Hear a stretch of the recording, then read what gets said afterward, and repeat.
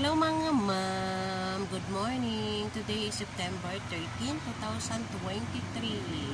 So bantay po muna tayo ngayon sa store habang hindi pa po tayo ngayon magsusundo kay Peter. So kaninang 7:30 ay hinatid namin siya. Then mamayang 11 susunduin dahil lunch, and mamayang 1 babalik na naman, pasukan na naman, at 3 PM naman ay susunduin na naman siya. So maraming sarado sa tindahan. So laging sarado. Kaya minsan na ito magpupunta sa store na pinapabantayan ko. So yun po yung ginagawa ko dahil wala po akong luto ngayon, di ako magluluto. Tinatamad pa ako magluto. So ngayon, dito muna tayo sa store. Magbabantay tayo sa store. Yan. So, good morning po sa lahat. Nakalimutan ko palang uminom ng aking fruit punch. Yan. Ito po yung aking iniinom. Yan. Alam niyo po ba, ay hindi ko pinitiplay. So, ginaganito ko lang sa alugin ko siya.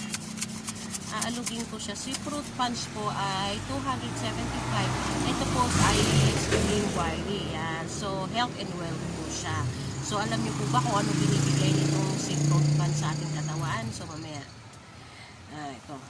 Iinom po muna ako ha. Powder lang. So, ito lang. Powder lang. Harap. Ayun sa may kamay ko.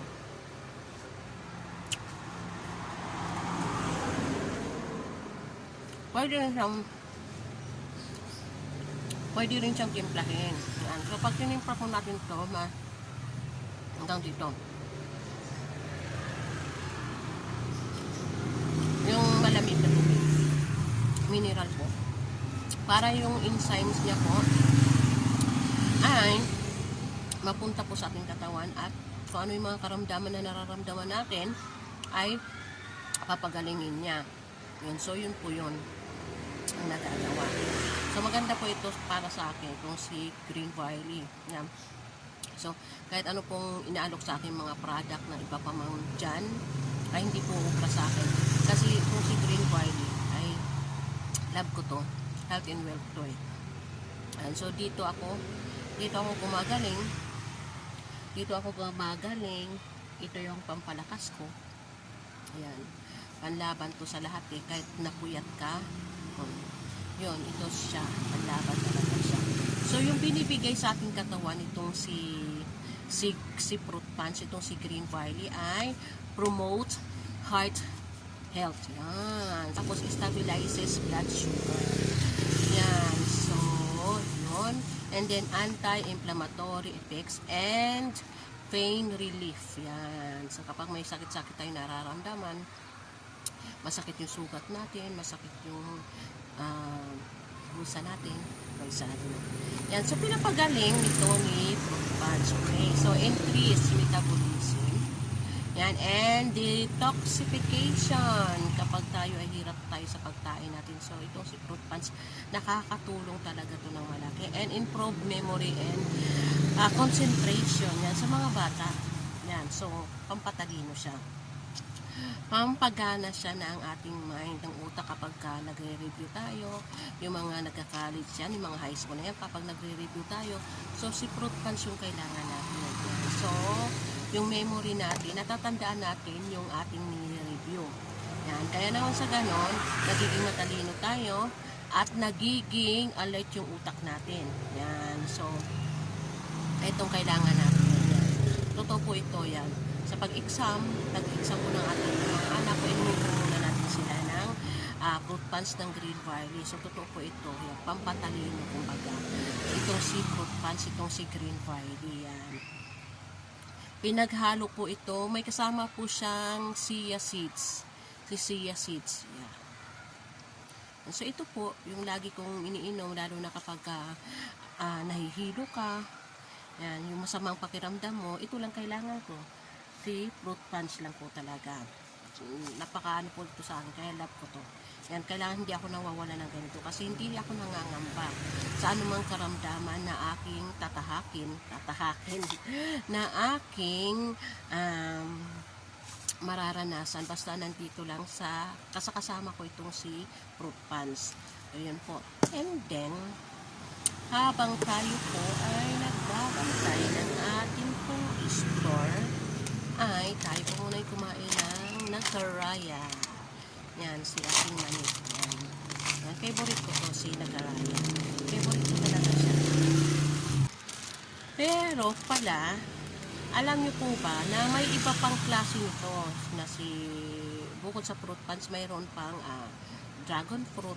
Yan, may kasama siyang green barley, mayroon pa yung isa pang klase. May pang kaputi, may pang paganda, mayroon pang yung isang klase ng yun yung luma talaga na green barley. Yan, si green barley po ay organic and natural lang siya. Tropical. Green barley tropical. Yan. So, hello po. Ay, Ma'am Lynn. Good morning. Andito po ako sa Pangasinan, nagbabantay ng store. At maya-maya po ako ay magsusundo kay Peter, mga 11 po. Kaya sarado na naman tong tindahan na to. And then, may isa pang klaseng mani. Ayan, may paninda akong mani dito. Ayan, ito. Anong pangalan ko? Si Kalinat. Ayan. Si Kalinat. Masarap din siya. Piso po ito isa. 2 dos. Yan, si Kalinat. Masarap din siya. Mayroon siyang toasted at saka mayroon din siyang hindi. Itong nabili ko, toasted siya nabili ko. Pero nga, bumili nga ako mga guys, mga ma'am ng Nagaraya. So, kakainin ko to ngayon. Habang nagbabantay ako ng store, ay kakain ko ako nito. Yan. Hello, love Mimi. Hello po.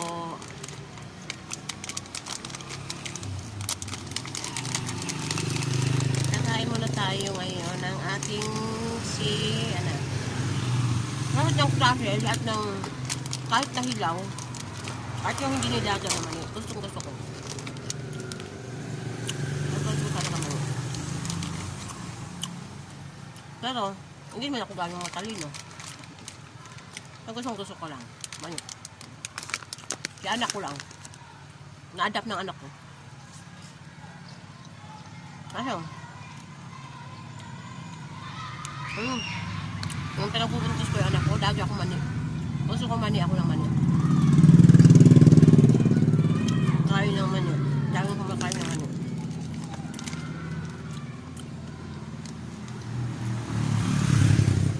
Pero kung tindahan ko, itong bahay namin dito, bahay ng biyanan ko, malapit lang po ito dito sa school. Dito lang po.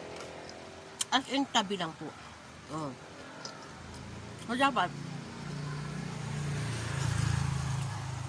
kapag nagtitinda kami nasa labas ng gate, marami siyang bibili, mga bata. So, pag nasa labas ng gate, kaso nga po, hindi ko na masikaso.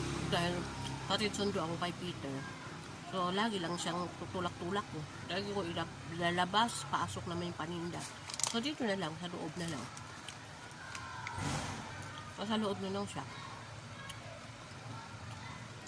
Mabenta po talaga kapag kung lumabas ako. Pero nga lang,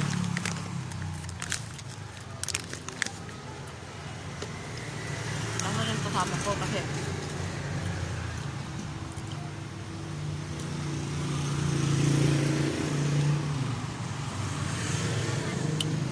katulad po kasing kasama ko na si Chinchin, nag-aaral na po siya eh.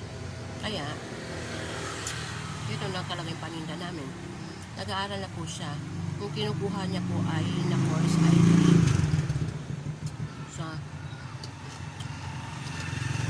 si Chinchin, paliwanag ko po sa inyo. Si Chinchin ay kapag hindi mo siya pinurse na mag-aral na, hindi siya yung batang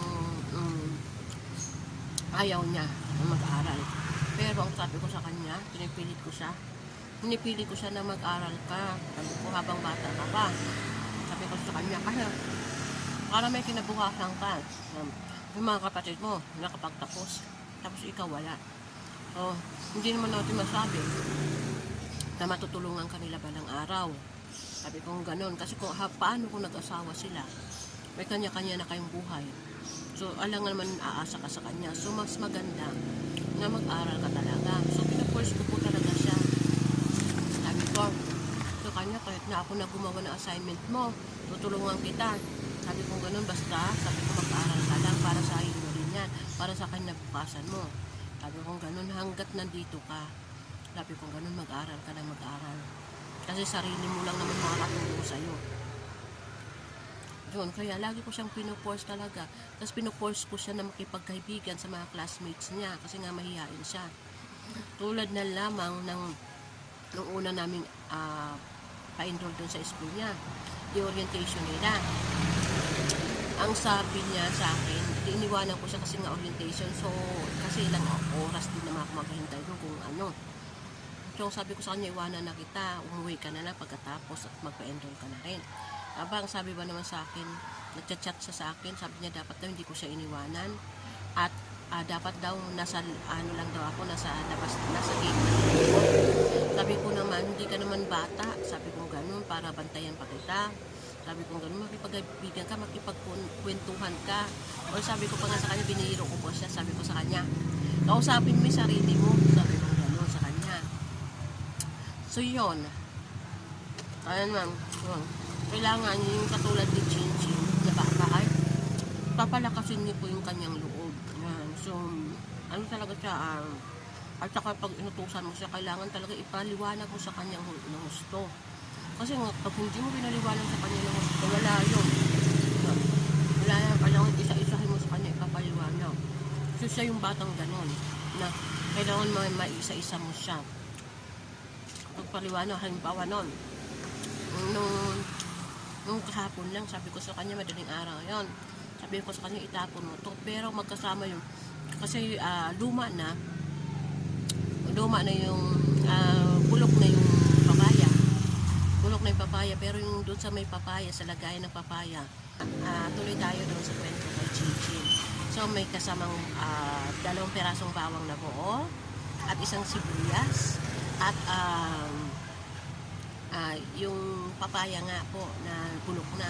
So binigay ko sa kanya yung buong lagayan nung lagayan. Sabi ko, kuhain mo dyan yung sira na, yung itapon. So nung kinagabihan, hinahanap ko na si bawang at si sibuyas. Yun, so nasama niya pagtapon yung sibuyas sa kayong bawang. So sayang, diba? Kasi hindi ko napaliwanag sa kanya na gusto na wag mo isama yung bawang at saka sibuyas. Nakala niya, hindi niya tinitignan na dapat bang itapon o hindi yung isang bagay na yon. So kailangan talaga inisa-isa yung nagpapaliwanag sa kanya. Kasi sinabi mo na yan lang yung papaya, kumpletuhin mo dapat, diba? Yan lang yung papaya, itapon mo. Kailangan isa-isa mo sa kanya, ipapaliwanag mo sa kanya. Sabi ko, ano ba yan? Kung pera yan, sabi ko gano'n sa kanya. Itapon mo na rin, pati pera.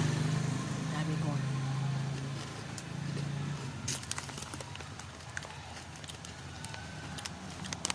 Di ba guys? Ganun talagang buhay. Kailangan, kapag may batang gano'n, naka-encounter ka ng batang gano'n, i-force mo siya. I-force mo siya para sa kanyang kinabukasan. Diba? Huwag mo siyang hayaan. Kasi sayang eh. Sayang. Kasi mararanasan mo yun eh. Ranas mo. Ako, ranas ko sa buhay ko. Na magsisisi ka eh. Na bakit hindi mo pinag-aralan yung course na dapat na gusto mo or dapat professional, diba? So, manghinayang ka. So, saka mo lang siya gusto mong kunin kapag may asawa ka na. So, yun yung nangyari sa akin, diba? Saka nakuha mo na yun. Kaya nga sabi ko sa kanya, ano mo yun, kasi balang araw, sabi ko, magsisisi ka, wala kang natapos. So, balang araw, sabi ko, ganun, pasasalamatan mo ako na ganyan yung narating mo. Kasi sabi ko, para sa'yo rin yan eh, sabi ko gano'n sa kanya. Kawawa ka kasi, sabi ko, kapag wala kang pinag-aralan. So, yun na nga. So, yun na nga guys. Good morning po sa inyo lahat. At, thank you po sa pagkikinig. Thank you guys, kasi magsusundo na kami. Bibili pa kami ng ulam na luto. And, thank you for watching.